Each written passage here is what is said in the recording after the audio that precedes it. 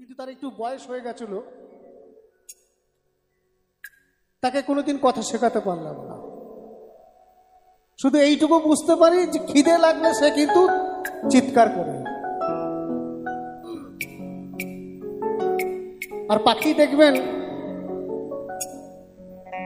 সারাক্ষণ যদি খাঁচার মধ্যে থাকে না, সেই পাখি উঠতে পারে না। তো মাঝে মাঝে আমারও খুব রাগ হয় ছেলের উপর, যে পাখি নিয়ে এসছিস, আমিও সকালবেলায় খুব কষ্টের মধ্যেই থাকি, ওকে একটু তো খাবার দিতে হবে। কিন্তু উনি আবার খুব শৌখিন পাখি, কিন্তু তিনি ছোলা, আপেল, নেসপাতি এসব ছাড়া উনি খাবেন না।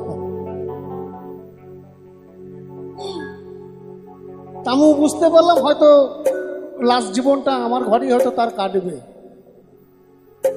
এ হচ্ছে সেই অচিন পাখি, তাকে কোনদিন বেঁধে রাখা যায় না। আবার দেখুন আরেকটা পাখি এনেছে, সে আবার কিরকম, সে মাঝে মাঝে বেরিয়ে যায় কিন্তু আবার জায়গায় যেয়ে চুপচাপ বসে থাকে, সেও আর যেতে চাইছে।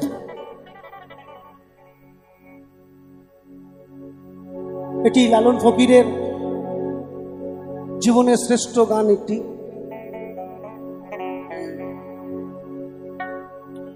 এই খাঁচার ভিতর আছে পাখি কামনে আসে যায়, তারে ধরতে পারিলে মন বেরি,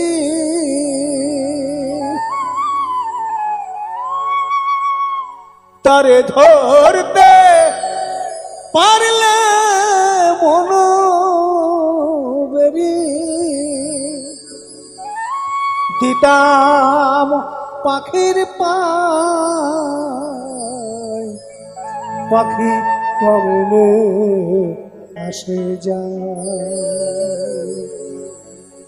এই খাঁচার ভিতর আছে পাখি কমলে আসে যায়।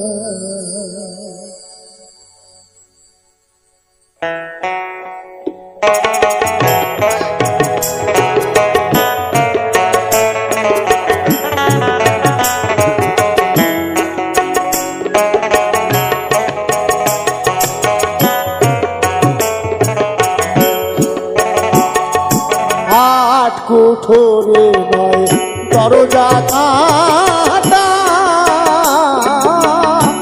মধ্যে মধ্যে ঝলকা কাটা,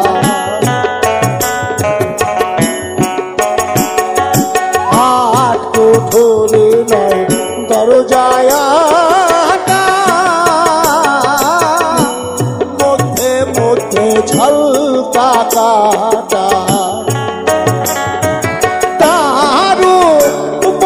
সদর কোঠা, তারু পরে সদর কোঠা, আয়না মহলতা কমলে আসে যায়।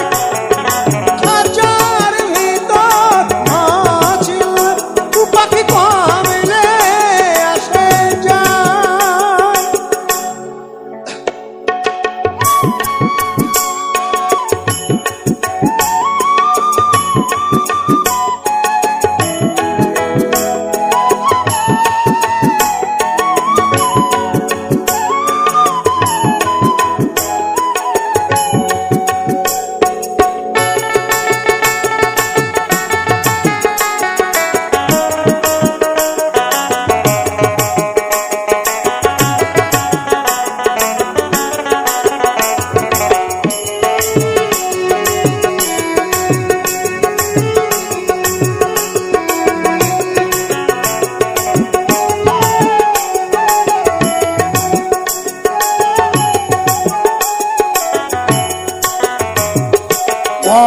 পাহালের পার নইলে কি পাখি কি এমন ব্যবহার,